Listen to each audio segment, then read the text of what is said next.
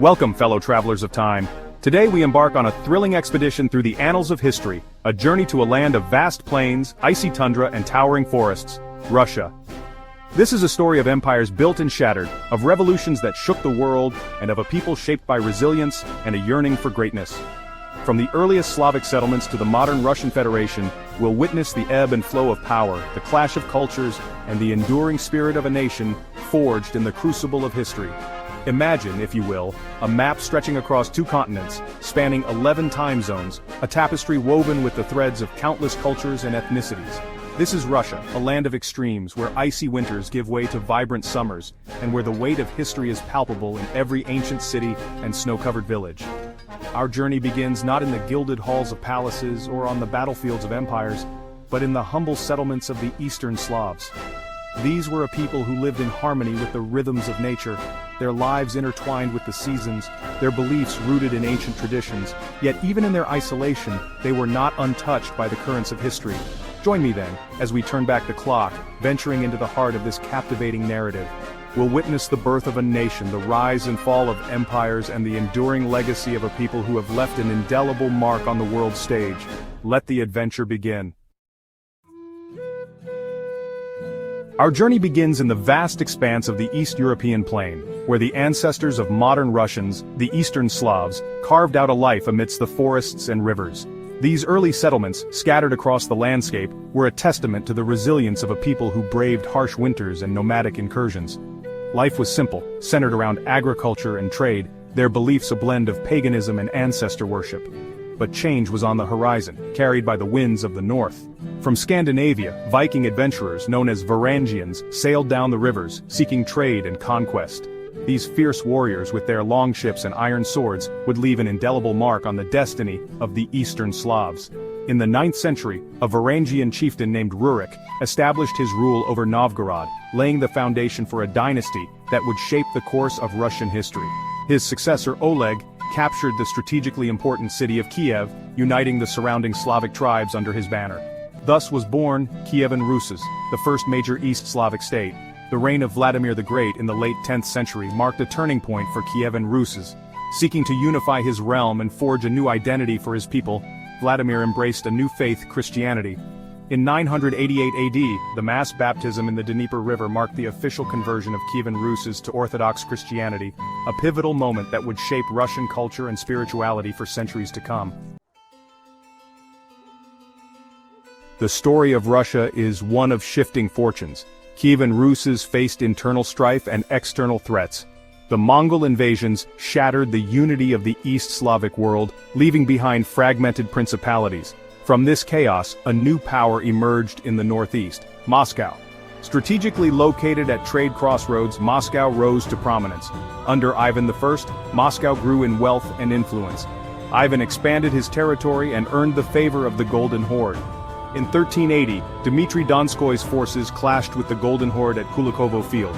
The victory marked a turning point, signaling the decline of Mongol power.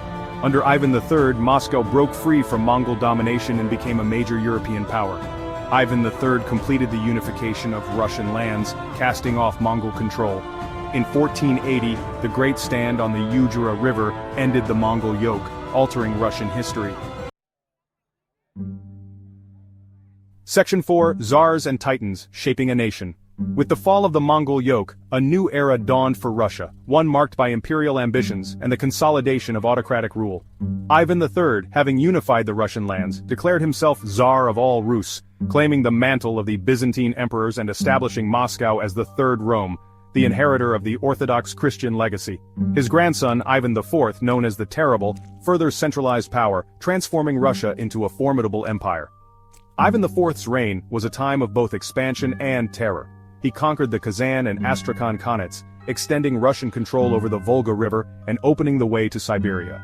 He also implemented a series of reforms, strengthening the army, establishing a system of law and promoting cultural development. However, Ivan IV's reign was also marred by paranoia and brutality. He unleashed the Oprichnina, a period of mass repression targeting suspected enemies, both real and imagined. His tyrannical rule left a lasting impact on the Russian psyche, shaping the image of the autocratic ruler and the complex relationship between the Tsar and the people.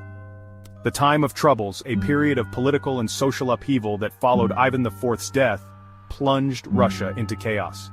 A succession crisis, famine and foreign interventions threatened to tear the realm apart.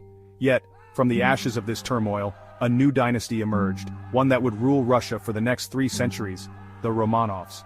In 1613, Mikhail Romanov, a young boyar, was elected Tsar by a national assembly, marking the beginning of the Romanov dynasty. His election restored order to the realm and ushered in a period of relative stability and growth. Section 5 Revolution's Fire, the birth of a superpower. As the 19th century dawned, Russia found itself a vast empire grappling with the winds of change sweeping across Europe. The Napoleonic Wars had exposed both the strengths and weaknesses of the Russian state, highlighting the need for modernization and reform. The reign of Alexander II, known as the Liberator Tsar, witnessed a period of significant social and economic transformation. The most momentous of these reforms was the emancipation of the serfs in 1861, a watershed moment that fundamentally altered the social fabric of Russia. This bold move, though met with resistance from the landed gentry, paved the way for the development of a modern industrial economy and the rise of a new urban working class. However, Alexander II's reforms proved too little, too late.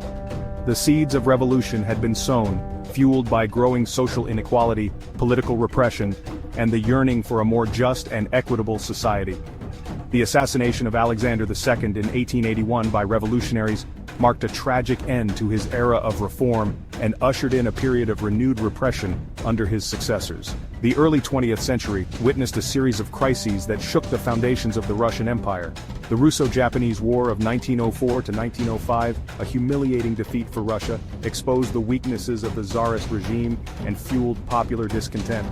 The 1905 revolution, a wave of strikes and protests that swept across the country, forced Tsar Nicholas II to make concessions, including the establishment of a parliament, the Duma.